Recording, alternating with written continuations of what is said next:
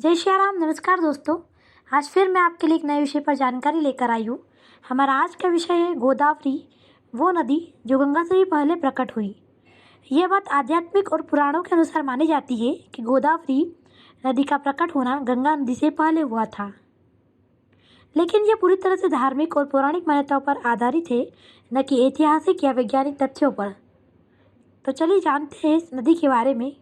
दोस्तों, मान्यता है कि महर्षि गौतम के तप से प्रसन्न होकर भगवान शिव ने गंगा को गोदावरी रूप में पृथ्वी पर उतारा था। इस रूप में गोदावरी का प्रकट होना गंगा से पहले का बताया गया है। दोस्तों, मैंने सुना है कि गोदावरी नदी को दक्षिण भारत की नदी माना जाता है।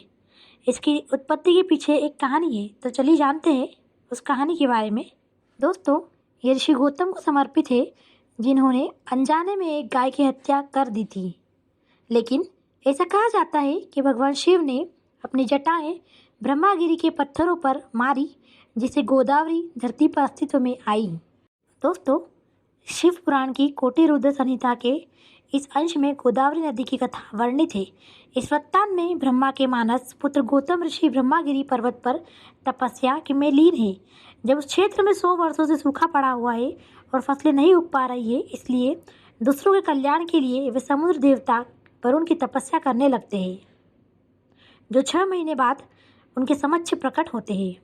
वरुण गौतम की वर्षा की प्रार्थना को अस्वीकार कर देते हैं, क्योंकि यह देवताओं की इच्छा के विरुद्ध होगा। इसलिए गौतम स्थायी फल देने वाले दिव्य शाश्वत जल की प्रार्थना करते हैं। वरुण गौतम को एक गड्ढा खोदने के लिए कहते हैं और फिर वरुण उसे दिव्य जल से भर देते हैं और कहते हैं, हे महर्षि, इस पवित्र हो चुके कुंड में सदैव जल का भंडार बना रहे। यह आपके नाम से पृथ्वी पर प्रसिद्ध होगा।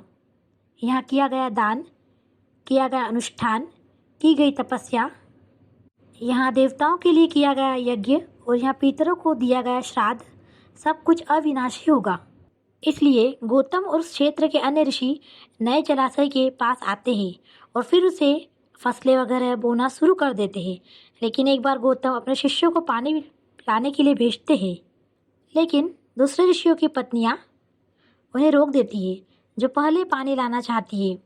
शिष्य गौतम की पत्नी अहिल्या से शिकायत करते हैं, जो जलाशय के पास जाती है और सबसे पहले पानी भर लेती है।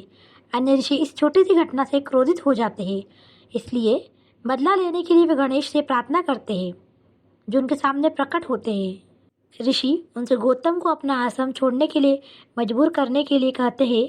श्री गणेश पहले उन्हें सलाह देते हैं कि वे किसी ऐसे व्यक्ति को नुकसान न पहुंचाएं जिसने केवल उनका भला किया हो, लेकिन वे अड़े रहते हैं। दोस्तों, शिव पुराण की कोटि रुद्र संहिता के इस अंश में गोदावरी नदी की कथा वर्णित है। इस वृत्तांत में ब्रह्मा के मानस पुत्र गौतम ऋषि ब्रह्मागिरी पर्वत पर तपस्या में लीन है। जब उस क्षेत्र में 100 वर्षों से सूखा पड़ा हुआ है और फसलें नहीं उग पा रही है, इसलिए दूसरों के कल्याण के लिए वे समुद्र देवता वरुण की तपस्या करने लगते हैं, जो 6 महीने बाद उनके समक्ष प्रकट होते हैं। इसलिए श्री गणेश एक कमजोर गाय का रूप धारण करके गौतम ऋषि के पास पहुंचते हैं और गौतम की फसल खाने लगते हैं।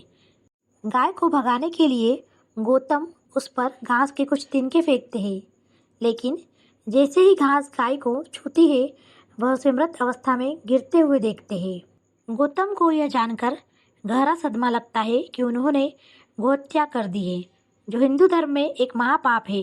इसलिए वह अपने पत्नी को लेकर आश्रम से निकल पड़ते हैं और पश्चाताप का एक कठिन मार्ग अपनाते हैं, जिसमें ब्रह्मगिरी पर्वत की परिक्रमा करना, हर किसी से अपना पाप स्वीकार करना और शिव की पूजा करने के लिए लिंगम बनाना शामिल है।